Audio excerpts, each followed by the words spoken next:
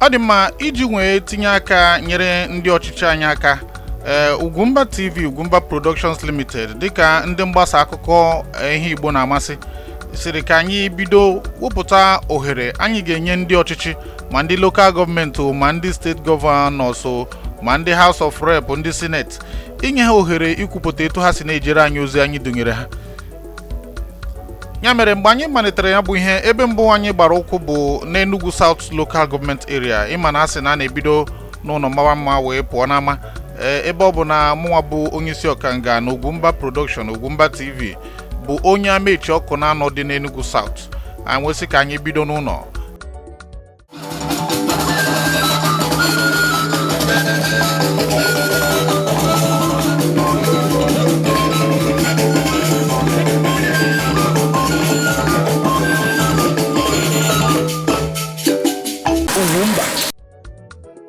Mgbe anyị nwụchiri na isi ogige Enugu South Local Government,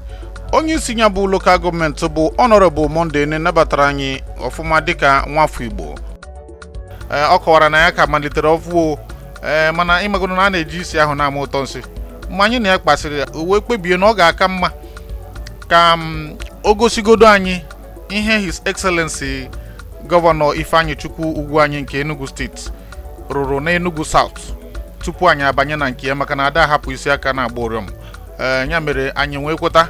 ka anyị hụgodo ihe gburugburu rụrụ n'Enugu South ka ndị Enugu South marakwa ka azọkwa ije. Ọ bụrụ na achịcha ahagharị ya ọ na-emetekwa ọhụma. Ngwa ka anyị gaa nọ n'ihu.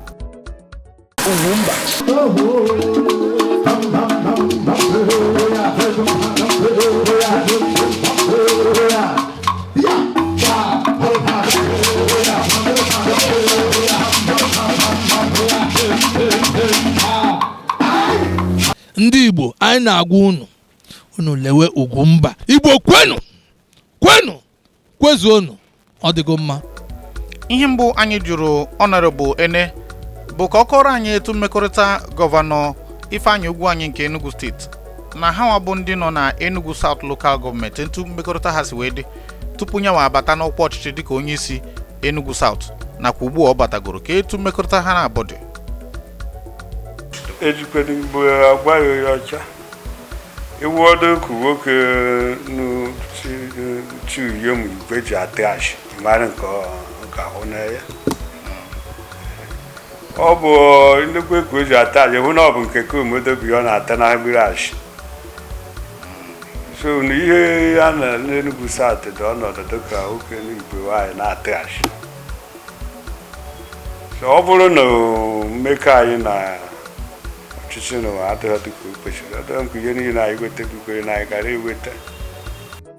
ebe anyị ga-amalite bụ na nke akpọrọ briji nya bụ nke ọtụtụ afọ gara aga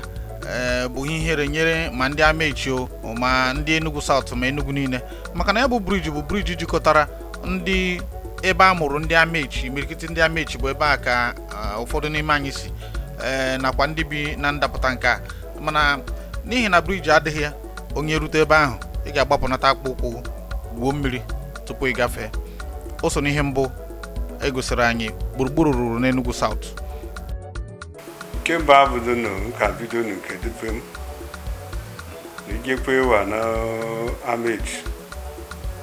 Autonomous Community ihu na-ewere ebe anyị niile jifụtawa a na-agba Amechi ụlọ na ebe ọ mụ na dịka o ji kwụrụ kịta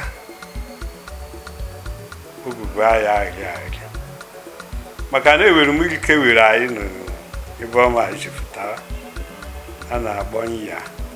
mana irikwe wee ebe ọmụ ha ọwa na ọchịchị anyị nọ na ya ọwa bụ nke nwanne anyị nwoke bụ o metere ọha obodo bụ Maazị ukwu anyị Rụwarụwa ya bụ tegharịwa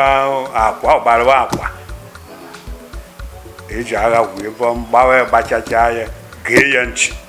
ewe ihe niile na a na-atụ na akwa na-adịghị na ya o meewa nke bụ na ndị be anyị atụghị egwu njeje ebe a mụtara anyị ndị be a mụtara anyị atụghị egwu ndata n'akụkụ ụwa mụnwa bụ Ọsọfịa nwa Ezigbo Nwokori na-asị gị ife abụ Ugwumba kwanyere mba anyị ugwu kwanyere Igbo ugwu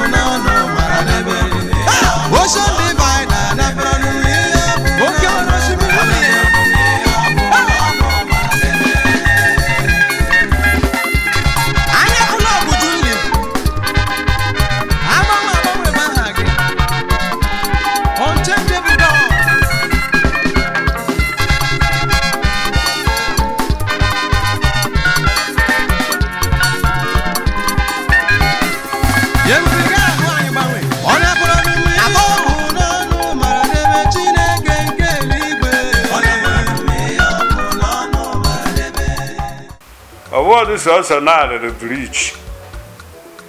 n'ọm na-ezikote mgbachi ụzọ gbaje satara n'isi ebe ụlọ ụka a na-akpọ ebe St. James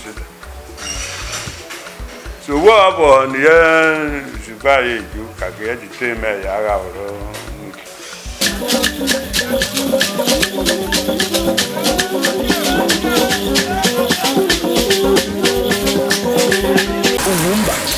quite grand about Oliver Twist. Ana na nke o mere ekwuru ọzọ nụ ka na-ata ya n'omekwu nkekwa ewere ike ishi na mmekọkwa ya nekwe ike maka na mkpa ada agwụ agwụ a na-ekwukwe onye a nwere nwoke nke ọwa nwaanyị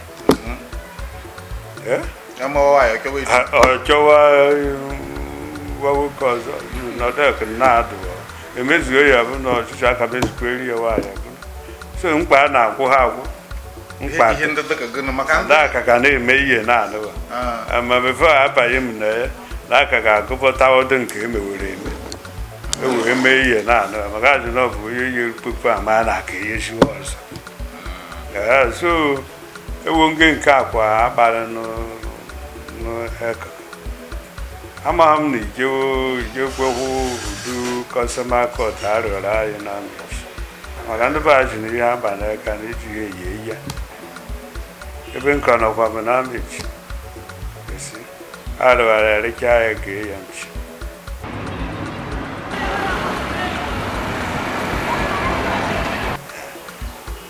ijewu n'ojide jewu ebe primary school arịọrọ anyị ebe osokipa so ịgba hụrụ n'ọwa road ụnọ bụ gọvanọ anyị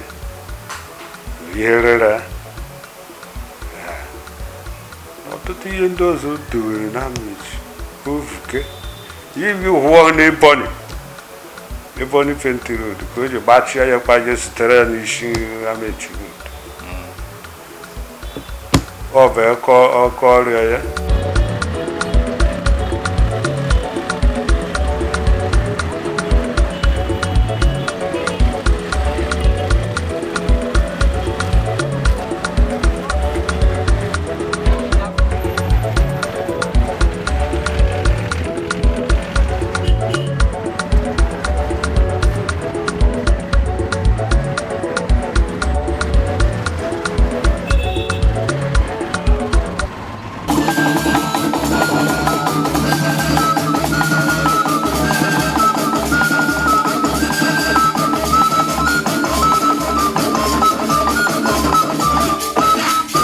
Gburugburu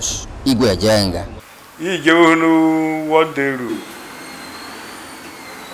ugozi gbachie ya pa iko omewa nke bụ aga ba mana ọka bụ ete uwe bọọzụ ahụ jiri wacha fụta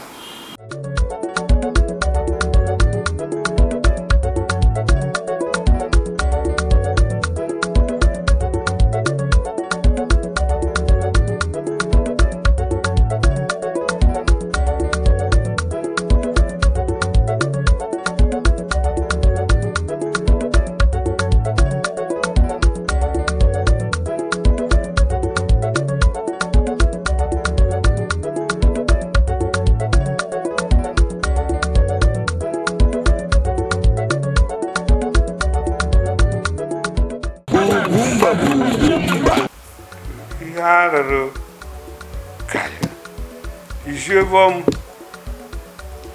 ije okwu ihe na no ije na ye na ward 12 ba udu customer court a ehuru na bai ana wa dawa we bom na kwe hore na egbuwe game ugbu ije bom futa ije we ni ye na no na Center ọhụụ arụọrọ ndị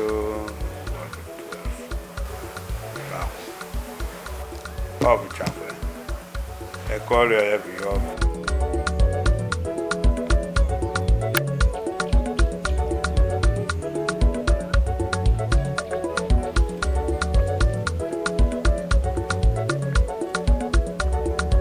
mụnwa bụ Ọsọfịa nwa Ezigbo Nwokori na-asị gị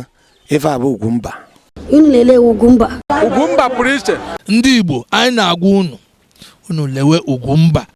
Lelee Ugwumba. Ndị be anyị ka anyị na-ekiri Ugwumba. Ugwumba ka anyị nọ. Ọ ebe anyị nọ dị ihe a. Ugwumba bụ Ugwumba. Gbanụ mbọ ka unu na-ekiri Ugwumba. Ihe eruola n'oge ndị Igbo na-elelenu Ugwumba. Ugwumba. Ugwumba. Ugwu a na-akwere Igbo. Birikwa na Igbo. Cheregodi ka emechi Ugwumba. Ugwumba.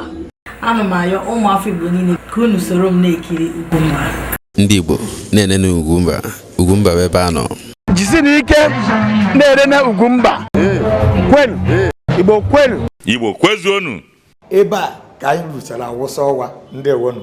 Ugwumba.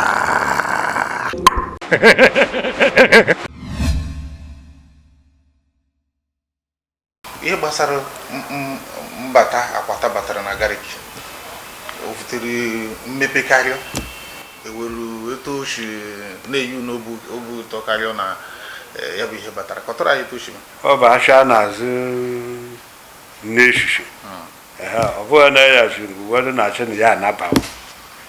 ya ga-eyi ya ahụ ọ bụrụ na ọ bụkwa gariki ha ma bụ ka ọ ha ọwa anyị na-ahụ ihe gbasara achọ m n'ebe ahụ kwukwu azụ ma ekene dere gọvanọ maka ọ bụrụ na ọ chọọ ka ọ dị ebe ọma ọkọ ha dị ebe ọma mgbe ọbụla ọ sọkwara anyị gbaa gọvanọ anyị jụọ ka ọ nọ ebe ọma ọka ha na ebe ọma so n'aka m na-aga ịgakwe n'ihe ndị o mere anyị ube anyị gbara m naanị ikwutere okwu udu dọtị atịrị ebe ọmụ dọtị dị ebe ọmụ anọghọ iri ahụ etọ na ụma ọba bụ n'owu igbo dọtị ọ bụghị igbo dọtị na mba ọ bụghị igbo dọtị etọ dọtị a na-evu site na ya si ruo n'ụtụtụ tipa kparị gbara na-evu ekpachi asa anyị vuketere dọtị ebe enweghị gọọmenti bata n'Enugu South na aka na-eji ego ahịa bụ dọtị eka akpavukwere ya ụwa agba bụ eziokwu na olili ego ka na-erikwa ya bụ asha mana obe anyị anyị bụ na ndị be anyị na o wetere ifefe anyị maka na ama na ọ bụrụ na onye na-ereme vọtere na mba na were ezi vọtere iri ndị na-egbu anụ ana usisi ọmụ na anụ na-elekọtara anụ ọkpọ na galik maka na ndị ọbụla na-abịa azụ ihe ezigbo azụchi anya na ọgwụ mkpa galik ka ọ ga-asị anụ ebe anụ ndị moto ma ndị keke n'ihe na asha na agba ndị niile na-ewechere ihe n'akụkụ ebe ọmụ ọwa mefochere wọdụ were mmeri pak ọ bụcha ụzọ eji enweta ego so agba ihe niile moto niile ego niile ha na-ada emehume njeje maket akpata na maket na ihe niile benetere ya ka bụ ziri nke ọna so ego nke eji agba moto bụzi uru ọ bụ na yabasị si ọ bụ dekwe na ebe mmeri ihe na anụ ahụ acha bụrụ ma acha gariki na nke a ka bụkwa azụrụ nwaanyị azaba ka wee na-ama ọsị na ọbaka ahụ eji nke ji abalị asaa ebụrụ ọgụ eji anyị ka nọkwa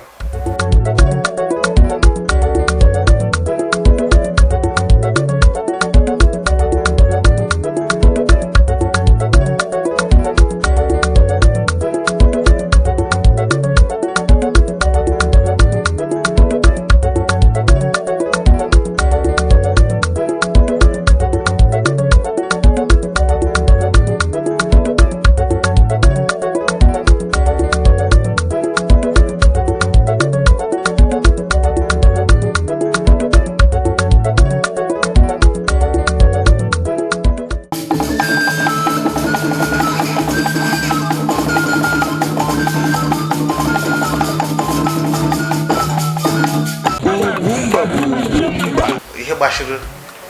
ihe ndị Igbo na-akpọ empowerment kachasị ebe ndị ụmụ okorobịa nọ ewere ete isi tete eka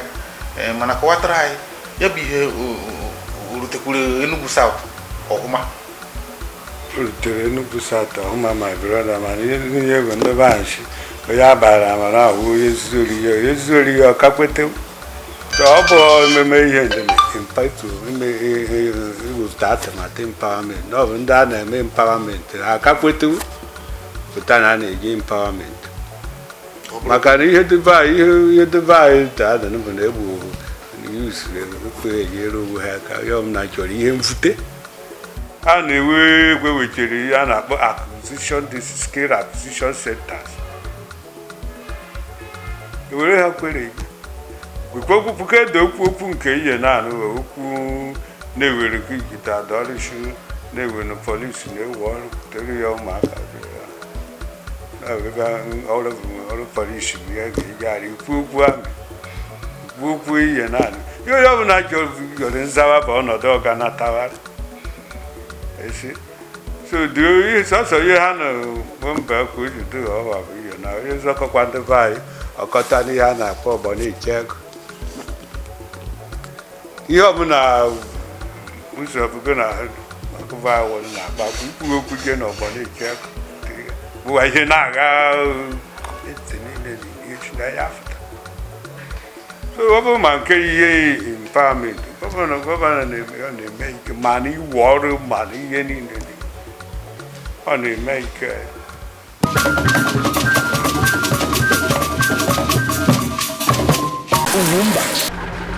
ọrụ na-aga n'ihu n'ọtụtụ ebe dị iche iche n'Enugu steeti ma ọtụtụ ụzọ nke ọ bụ Enugu steeti gọọmenti na World Bank nakwa ọtụtụ ndị otu mba ụwa ndị ọzọ dị iche iche ọ na ha aga n'ihu ihe dịka ụzọ si Ụzamdu n'Obe Agụ wee gaa Ugwuaji Amagugu Road bụ nke pụtara Gariki anaghị agwagote ugbu a n'ụdị na-emecha ebido ọrụ ozugbo ihe ọ pụtara bụ na ọrụ na-aga n'ihu ihe kwuru ka a na-eme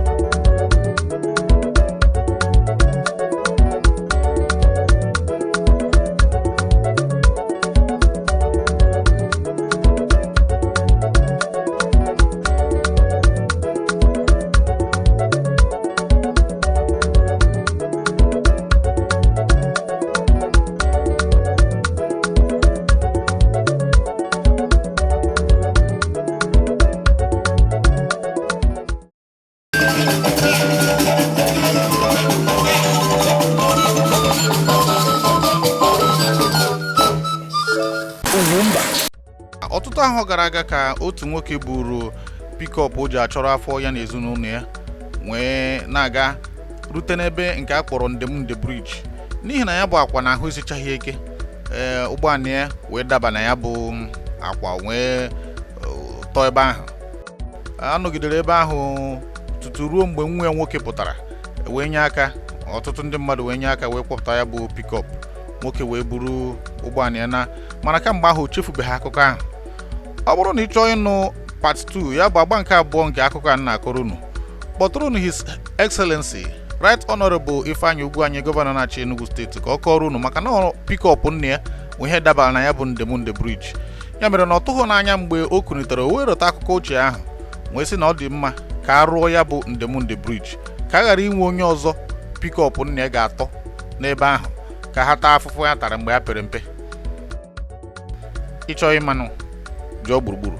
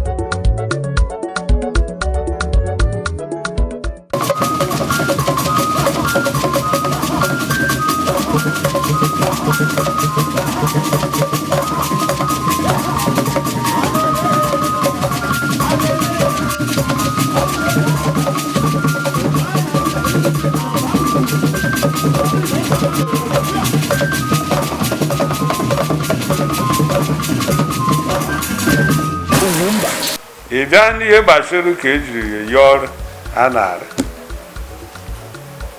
ndị be anyị ọchịgharị n'Enugu steeti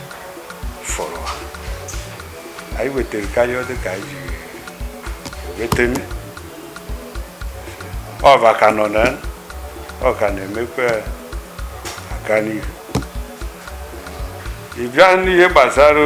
okwu ọkpakpụ n'ọnụ bụ nke ejiri okwe bịawa ya bụ korona,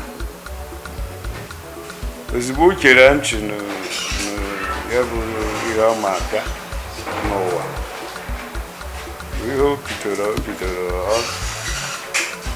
ewena ihe o kwesịrị ime ọ na-eme ka nọkeri ọwa ọ ka bụ bụ na a na-achịdokwa na-ewere n'Enugu steeti ehunu nke anyị ka bụwa mkpafete na-ewere ndị ọdụbe ha kupu achịcha eji adọ. Anyị na-achị ihe dịka akwa anyị onye ọzọ gị na-abịa ya dịka gburugburu ọ bụ oge were mmetụta ọnụ were ọkpa ya tee ya n'usu onye ọzọ mkpa mara ka o ji ahụ o wee mara ka o ji were ya.